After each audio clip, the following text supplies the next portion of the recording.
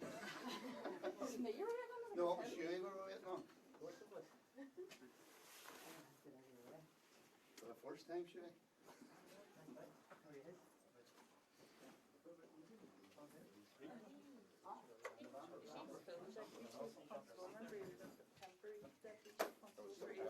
Still temporary.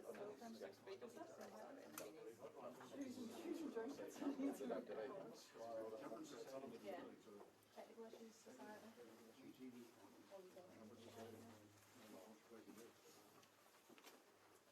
think I blend in okay, do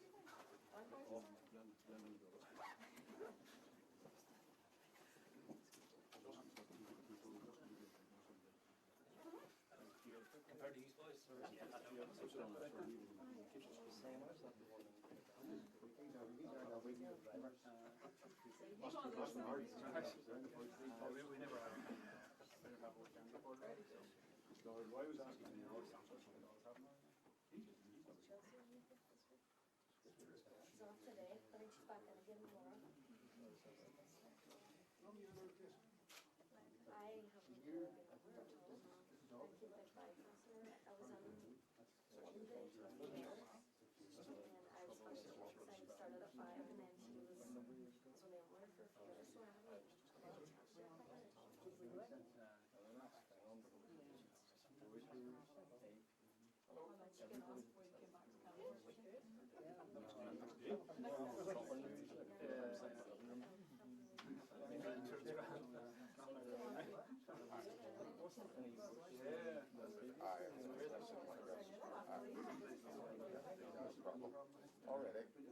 Alright, no worries. Thanks. Folks, that was Leanne again, just ringing out that because there are quite a number of yous, and rather than yous all trying to shout over each other, if you sort of try and wave to her, and it's not sort of we're in school and put my hand up to ask a question type thing, but it's just to give everybody an opportunity to get questions that they want to ask, and we all act grown up if we can. I know it is for all of us.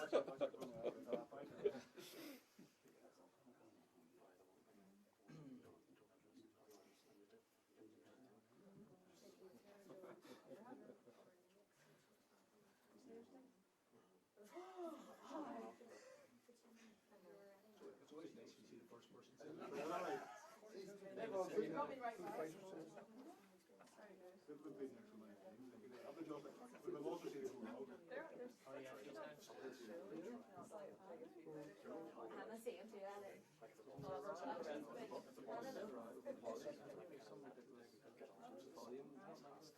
Oh, yeah. Well, if I do it all, and then we had to go back to the compressor.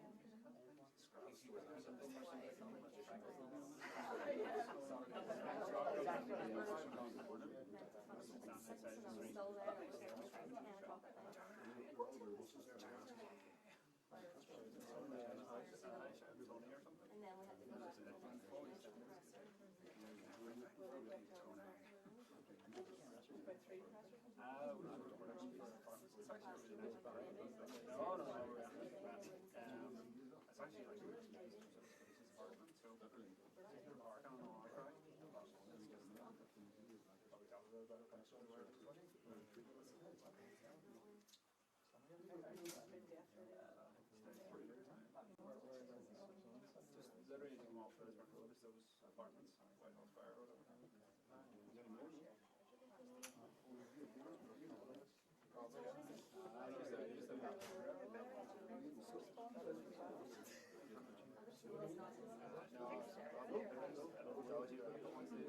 Still some stuff going on. The problem was she was in the door. Somebody else selling cars.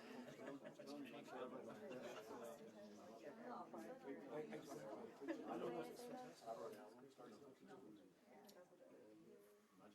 Very good. I saw it. That was the really good. And you like you know that job was up and pretty sure we had a try for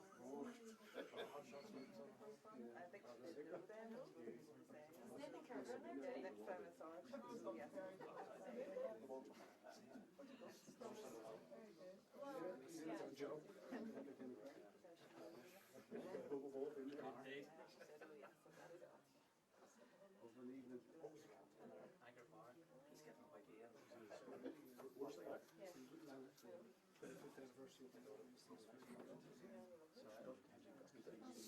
good. Trying to get 3 weeks off. He said, well,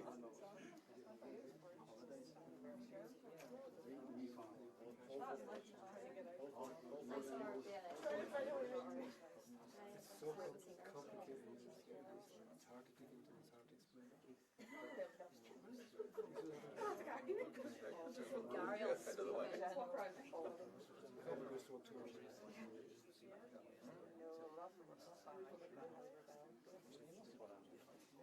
And every time it has another setting.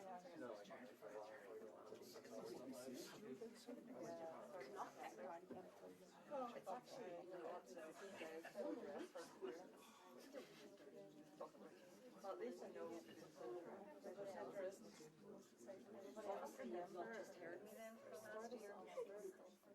I just noticed today because I was checking the calendar because there's one was up again and it's just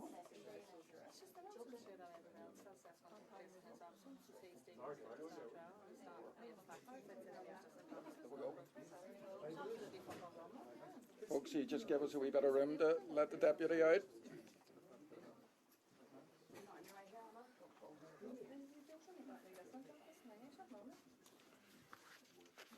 Good afternoon, everyone. I'm going to make a statement and then I'll take your questions.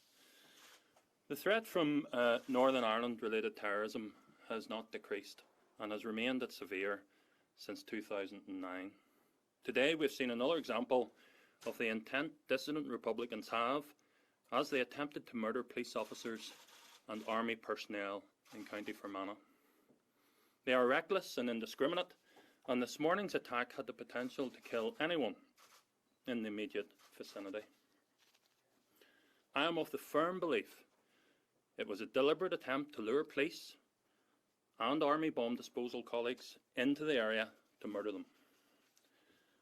At around 10:35 a.m, an explosion was reported in the area of the Cavan Road at its junction with the Wattle Bridge Road. Thankfully, there were no reports of any injuries, and an investigation is now underway to establish the exact cause of the explosion. We had received a report that a suspect device had been left in the area off Wattle Bridge on Saturday evening. The area was secured by police and a full clearance operation began on Sunday morning. However, this morning's explosion did occur. Those who made, transported and deployed this device should explain their actions to the people of County Fermanagh and Northern Ireland. They bring nothing to society. They showed no regard when they entered a public road in a public space to create nothing other than inconvenience and disruption to the local community and attempted to murder public servants. I wish to acknowledge and commend the bravery and commitment of those officers and army personnel at the scene of this attack. I would also like to thank the community for their ongoing patience and cooperation. We must ensure their safety, so the area around the scene will remain closed for some time yet until our investigation ends. There are people within our community who know who did this. My message to them today is simple. Please step forward, do the right thing, and provide the information to police that will allow us to bring the perpetrators before the courts. Now I have questions. The device sounds like it's something quite similar to what happened in Craigavon in July. Are you looking at any similarities between maybe the same people having carried out this attack as carried out that? That will certainly be a strong line of inquiry.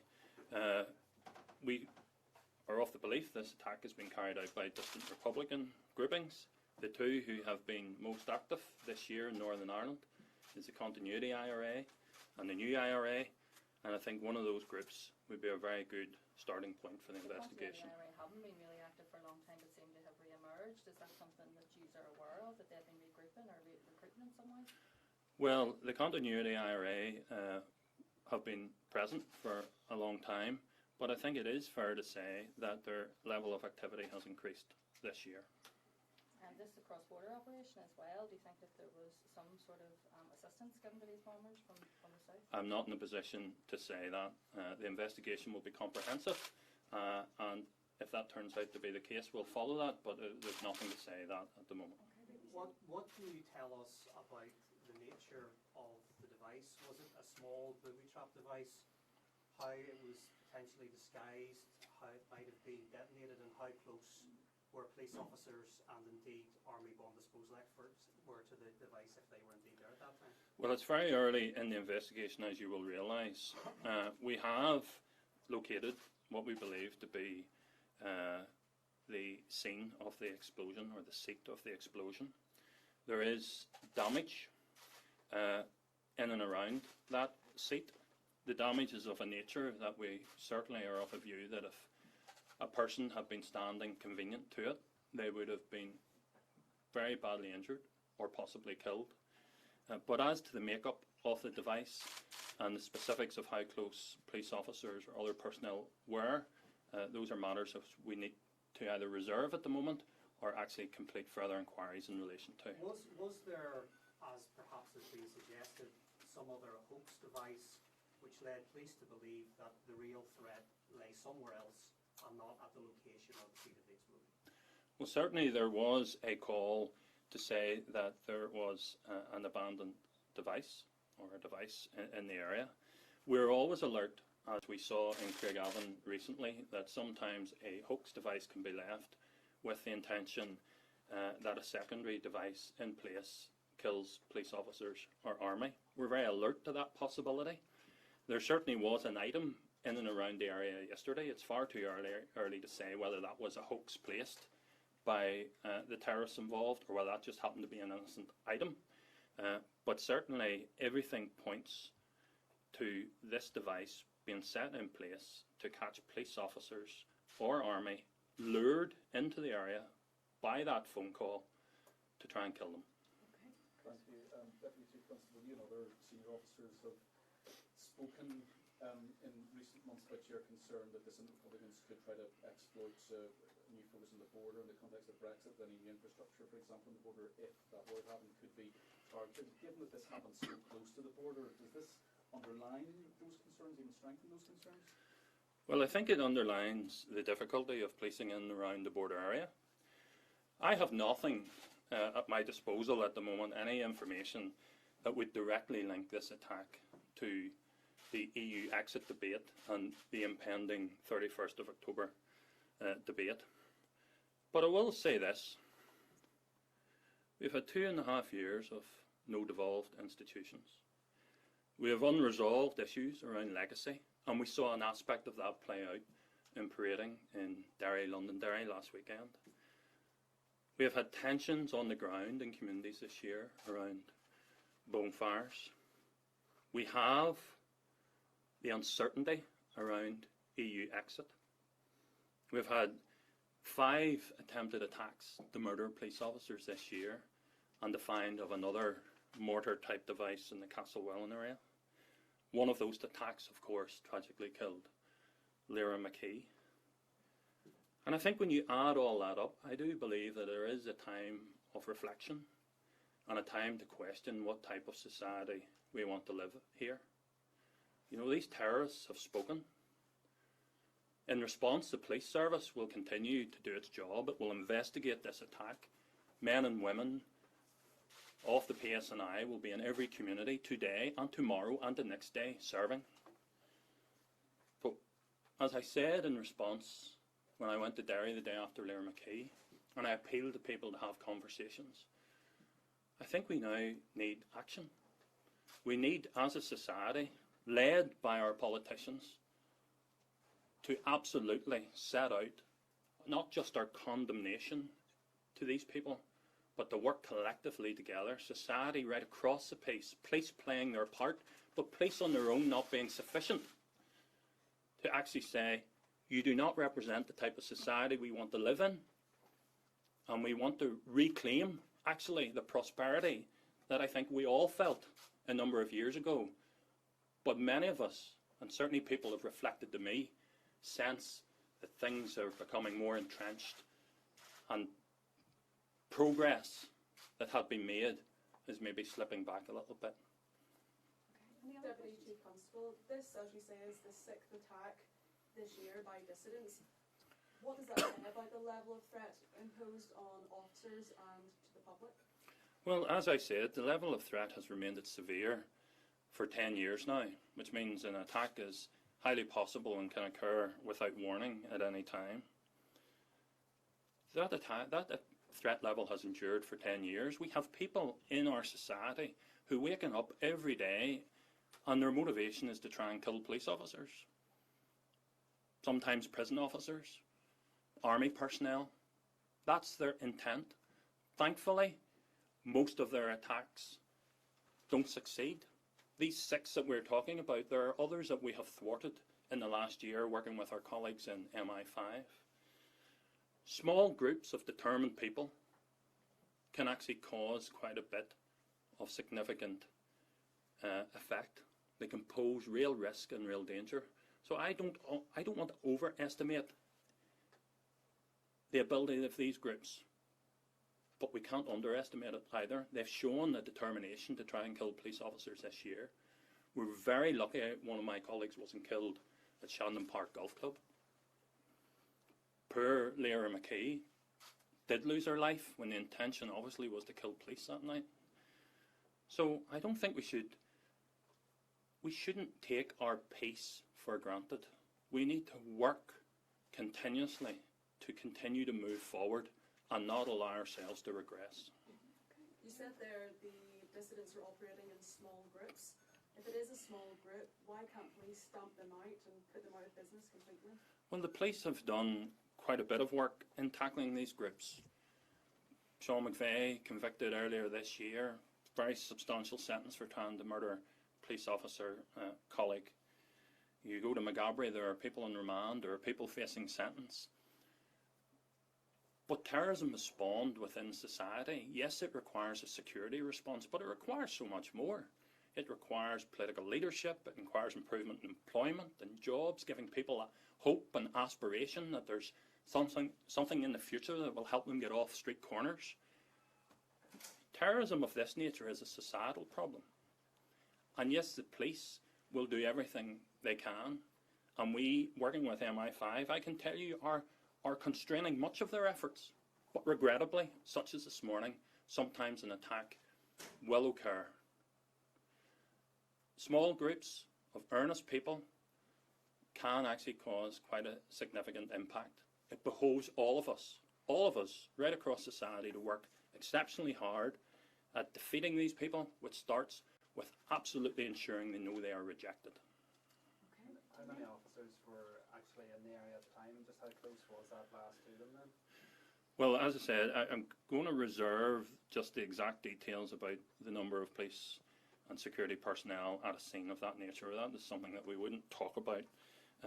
But certainly officers at the scene reported hearing an exceptionally loud explosion. But as to their exact distance from it, I want to reserve at this moment. Mr. Martin, sorry, you mentioned both the new IRA and the continuity IRA. Is it reasonable to deduce that because of the geography, it would be more likely to be the continuity IRA? And just secondly, if I could ask, you talked about the cooperation with MI5. What is the level of cooperation with the Gardaí at the moment? Well, I strongly suspect, and you know, I will leave myself wriggle room because it's an early stage of the investigation, but I strongly suspect that this attack we will find was carried out by either the continuity IRA or the new IRA. And as to our relationship with An Garda Síochána, it is very, very strong. It is a relationship that exists daily, ranging from the sharing of information about sex offenders right up to working together to thwart the actions of these terrorist groups. So our relationship with An Garda Síochána is strong and it will endure. Okay, final question? There was a bomb alert, I think, in Wattle Bridge in June. I think it was declared a hoax. Is it possible that these kind of things are almost dry runs for the organisations who later return and mount further attacks when they examine how the police respond and where they set up cordons? Is it the case that this bomb might have been left close to where the police would have established a cordon for where they believe the bomb actually was? Well, it's too early for me to say if that was the case in this instance, but your question was, is it possible? Yes, of course it's possible. I think that is a technique that has been written about by journalists and writers over the years. If it happened on this occasion, will be certainly a line of investigation for the inquiry team. Okay, folks. Thank you. Thank you. Thank you very much.